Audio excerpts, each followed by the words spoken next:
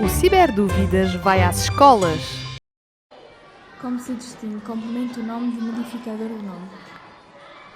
O complemento do nome e o modificador do nome são duas funções sintáticas que ocorrem no plano do grupo nominal. Portanto, dentro do grupo nominal. Imaginem que o grupo nominal é uma caixinha, lá dentro podemos ter só um nome, por exemplo, João, casa, ou podemos expandir este nome com constituintes que se ligam ao nome, que gravitam à volta do nome, incidem sobre ele. Que tipos de constituintes se podem associar ao nome? Ou complementos ou modificadores. Os complementos são pedidos pelo nome para o nome conseguir dizer todas as suas potencialidades de significação. Portanto, o nome só fica completo, só diz tudo aquilo que ele pode dizer se, pedindo um complemento, ele o tiver. Imaginem, há nomes de relação ou de parentesco que pedem sempre, para nós percebermos tudo, complemento. Vou-vos dar um exemplo. Um nome como pai. O nome pai, nome comum, exige sempre um complemento para dizer toda a informação, porque pai é sempre pai de alguém. Só existe pai se houver filho. Portanto, o nome, para ter a significação toda, terá de ser o pai do João. E todos os nomes de parentesco pedem complemento.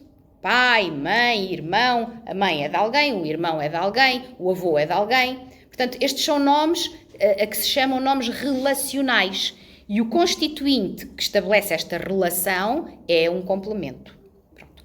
Outros nomes que tipicamente pedem complemento são aquilo a que se chamam os nomes deverbais. O que é que isto quer dizer? É uma palavra assim um bocadinho difícil, mas que se percebe bem. São nomes que foram formados a partir de um verbo. Imaginem que eu transformo o verbo destruir num nome. Destruir, destruição. O nome destruição é um nome deverbal porque se formou a partir do verbo destruir. O que é que acontece a estes nomes deverbais, ou seja, que se formam a partir do verbo? Quando passam do verbo para o nome, levam com eles, agarrados, os complementos que eram complementos do verbo. Quando era um verbo, o verbo pedia complemento direto. Quando o verbo se transforma em nome, o nome passa a pedir complemento do nome. Por isso, destruir a casa passa a ser a destruição da casa. E então, da casa é complemento do nome, porquê?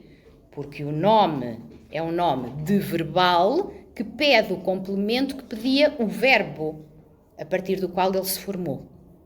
Portanto, nomes de parentesco, nomes de verbais pedem complemento do nome. Há outros, nomes fragmentadores. O que é que isto quer dizer? São nomes que indicam uma parte de um todo. Por exemplo, uma fatia de bolo. Fatia é um nome fragmentador porque está a mostrar uma parte de qualquer coisa que se pode cortar às fatias. Estes nomes fragmentadores, o que é que dizem? Pedem o complemento que indique qual foi a realidade da qual nós cortamos a fatia.